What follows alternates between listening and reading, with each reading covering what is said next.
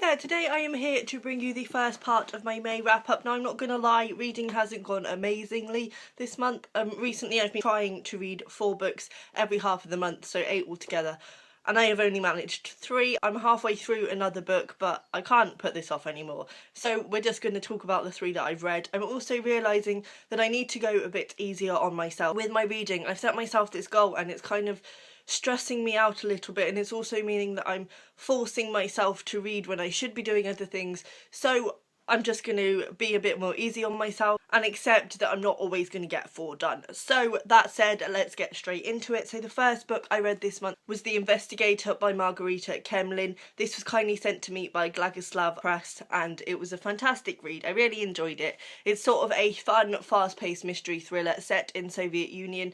It's actually translated from the Russian. I have done a full review of this, which I will link down below if you want to know my in-depth feelings on it. I started off not really sure about this one and finding it quite hard to get into, but once I found my pacing, it was really enjoyable. It kind of reminded me of The Luminaries in the fact that it's kind of a more literary mystery thriller, and it's more about the society that they're living in and the people in the investigation rather than the investigation itself. But it was so good, and I would definitely recommend if you get a chance to put your hands on that one.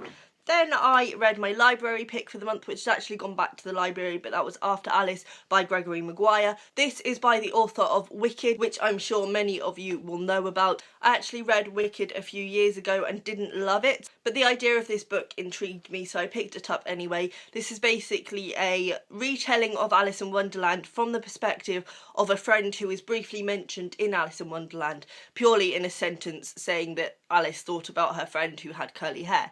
And Gregory Maguire has taken that friend and put her in Wonderland as well. She's sort of gone in and she's on the hunt for Alice. I enjoyed parts of this, but parts of it were quite strange. Now, I don't know if I get on with my Gregory Maguire's writing style. He's quite dense and kind of, I don't know, he's a lot slower paced than you might imagine he would be. So what annoyed me about this book is that it's written in sort of alternate chapters. So one chapter you get the friend's perspective and she's in Wonderland, and I really enjoyed that bit and I think he captured the Wonderland essence very well. But then there's also chapters where it is back in the real world and it's following Alice's sister and her friend's nanny as they are on the hunt for the girls.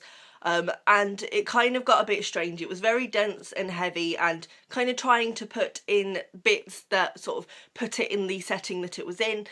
For example, Alice's dad is having a meeting with Charles Darwin and things like that. And also what I found very bizarre was that there is a young black boy who is with Charles Darwin's secretary, personal assistant kind of man, and the language used was very racist, and part of me was like, okay, I can understand he's trying to keep with the times and keep with the language that would have been used in that day.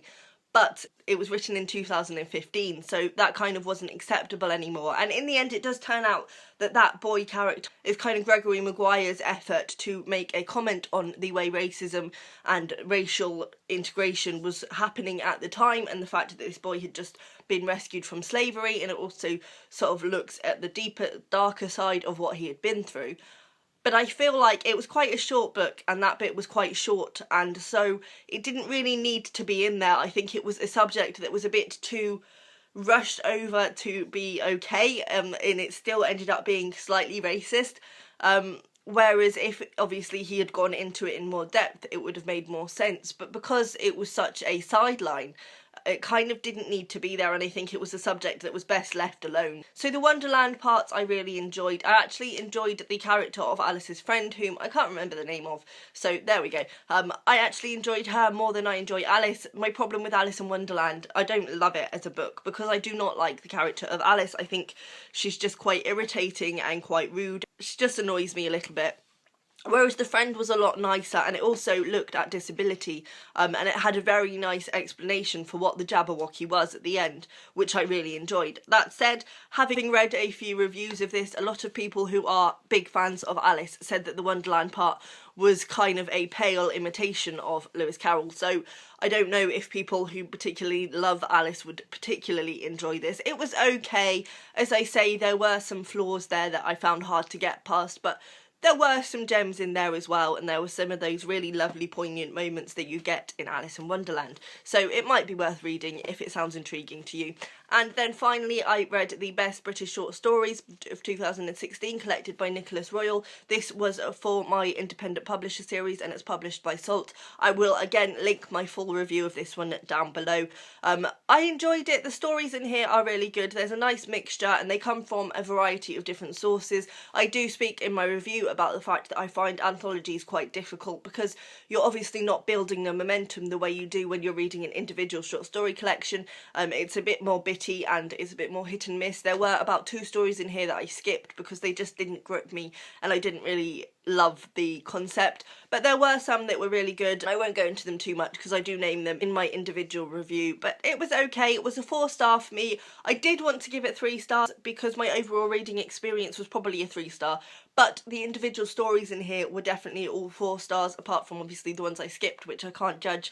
So I did end up giving it 4 stars, but I don't know if I'm going to be particularly delving into any more anthologies in the near future.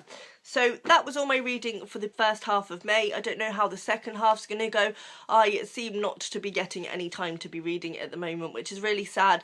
But as I say, I'm going to be a lot more easy with myself. At the end of the day, I'm only setting these goals for myself, so I need to accept that if I don't meet them, it's not the end of the world. I hope your reading is going well, and I'll see you next time. Bye!